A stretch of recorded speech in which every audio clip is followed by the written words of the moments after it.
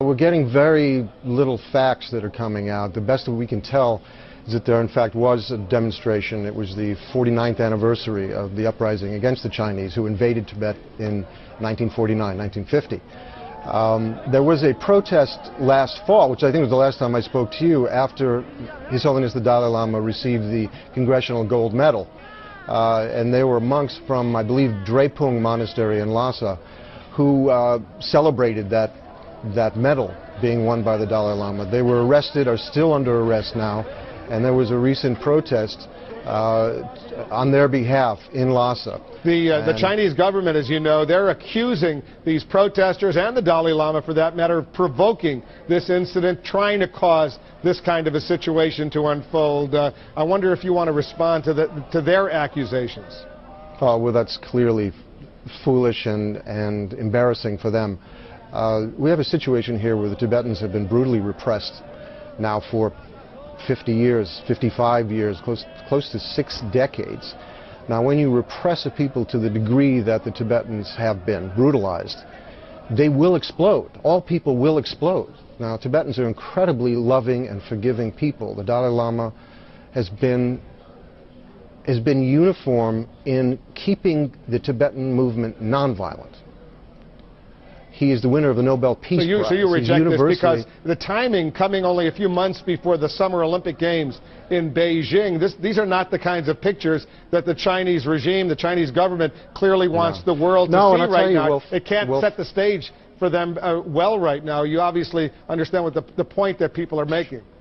Yeah, I mean, I've been making my calls about this, and the best information I'm getting is this was totally spontaneous.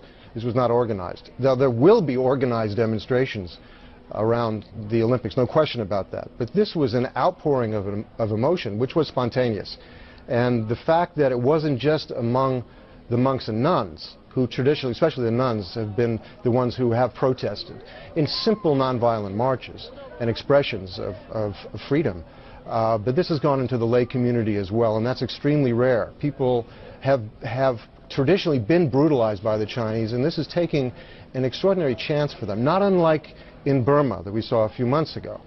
And in fact, the Chinese are behaving very similarly to that very brutal military crackdown on civilians. And we remember the amazing pictures that were coming out of Burma. What should the U.S. government be doing about this latest latest series of demonstrations and a very strong response from the Chinese government? What should the U.S. be doing? Well, the U.S. response should not be measured. It should be unequivocal. This cannot happen. The U.S. government has been very good in every opportunity bringing up Tibet, and as a forceful friend of the Tibetan people and the Dalai Lama. But this is clearly a time that if China wishes to be the world power, the respected world power that it appears that it wants to be, it is on the edge of becoming, it cannot behave this way. Inclusive societies become great societies. Brutalizing your own people is not a way to greatness. Do you see any differences between the various presidential candidates, because you've studied this issue closely, on this human rights issue? Certainly the Democrats, are uniform and have said so to me.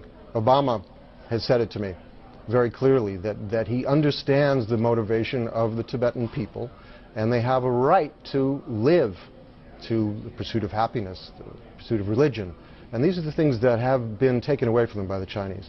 And Hillary Clinton or John McCain, have you had any conversations with them about this? John McCain, I also had to talk. I haven't had specifically with Hillary Clinton, but John and I did speak about it. And he's very much a human rights person as well, and very much a supporter of the Dalai Lama. So this is not necessarily an issue where there's going to be a lot of political dissent? I don't think so. The whole Tibetan thing has been across the aisle, and almost from the beginning. I mean, these kind of, the honoring of the Dalai Lama has been universal in U.S. government. Presidents, both sides of Congress, the unanimous approval of proclamations about Tibetan freedom, not separation, but freedom, have been universal, have been consistent, and I have no problem with the U.S. government. But this is a time to be very clear with the Chinese. If you want to be a world power, you must behave in a certain way, and this is not appropriate.